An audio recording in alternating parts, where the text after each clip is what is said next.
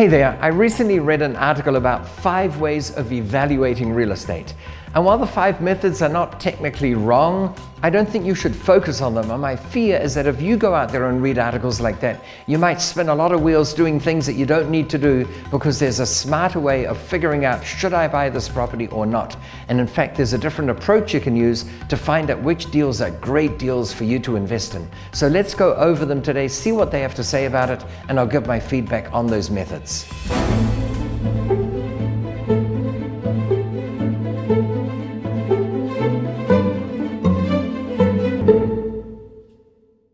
One of the reasons why it's important to know how to evaluate rental real estate is that since the last financial crash, the global financial crisis back in 2007, 2008, in those days flipping was very popular. It was possible to buy a house for 20 or 30,000, put another 20 into it, you're in it for say 50,000, and you could sell it for 80 or 90 or even $100,000. Well, those days are gone. The way to make money now is back to basics. You buy a property, rent it out, improve it over time, let inflation do its job of rents going up and also values going up, and that's how you make money in the long run with real estate. So in order to do that, we need to know, how do we figure out what is a property worth? The first one is known as the sales comparison approach, or more commonly as comps, and it's something we all use and I think is very valid. Before you buy a property, figure out what a similar property, same number of bedrooms, same number of bathrooms, similar aspect, similar suburb, what is it selling for, or what did it sell for? And if you know that 4 similar properties sold for between $440,000 and $460,000, and your property that you're looking at is on the market at $450,000, chances are it's in the correct price bracket. It's priced about right. Of course, you may not just want to buy a property that fits in that price range. A really good deal is if you can buy one below comps for similar properties, but that's just an aside. The second method of evaluating properties has this expensive name, capital asset pricing model. And they've got a very long-winded explanation here where essentially they compare an investment in real estate with an investment that has 0 risk, and then they allow some beta factor for that risk component. This is complex and I've never used it. And here's my belief. You don't need to understand this in order to figure out if a property is a good deal or not. A property is a good deal if you can buy it below its comps, below its market value, or if you can figure out things you can do to that property to massively increase its value without spending money, or if you can increase its appeal to a potential tenant and therefore get more rent.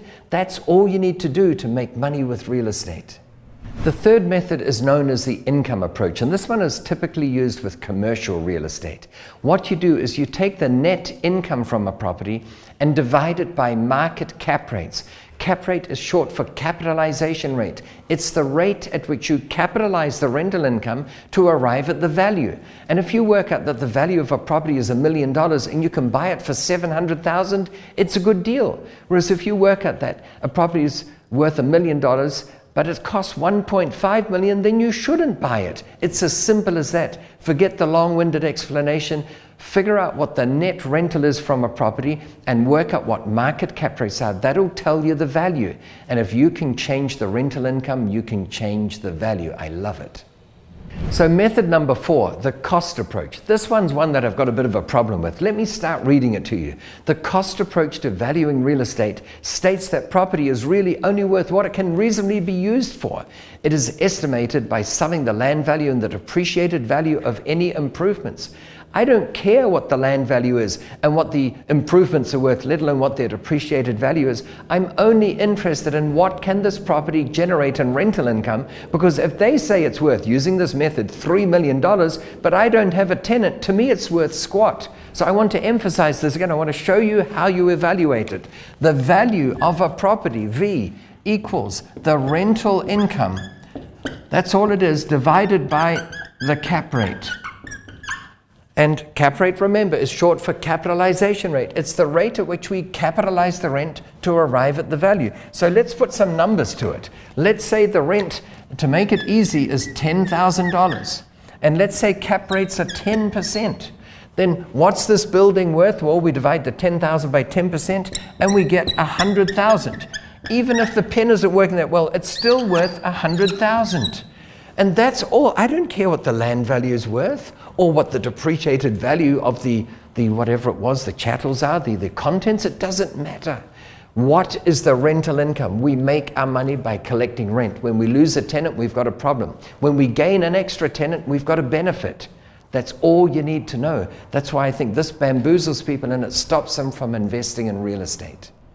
So that brings us to method number 5. This one cracks me up. It's called the expert approach. And let me start reading it to you. The expert approach means that rather than evaluating certain factors, we don't know which ones yet, while looking into a real estate investment property, you can hire a team of experts that will work to weigh all the factors together in order to predict and determine the highest potential ROI. I don't care what the potential ROI is. You might say there's a building over there. It has a potential ROI of 69%. That doesn't mean anything to me. What's its actual return? And if it's actually returning $12,000, that's an important factor to me. And the only other thing I want to know is, okay, currently it's earning $12,000, but if we do A, B, and C to it, what can we turn that into? Can we spend maybe $2,000 and then get $20,000 return? And if you don't think that's possible, I've taken buildings with only $5,000 return and turned it into $35,000 return just by changing the kind of tenant that wants to operate there. These things are possible. So when I hear these experts and sentences full of waffly words that don't really do anything, but they want to charge a high consulting fee to give you an expert opinion on what the potential highest use ROI might be if the sun shines from the right angle in the middle of winter, I don't care about that. What can it generate in rent? What can we creatively add to this property to increase the rental? And therefore, what are we willing to pay for it to get that cash flow?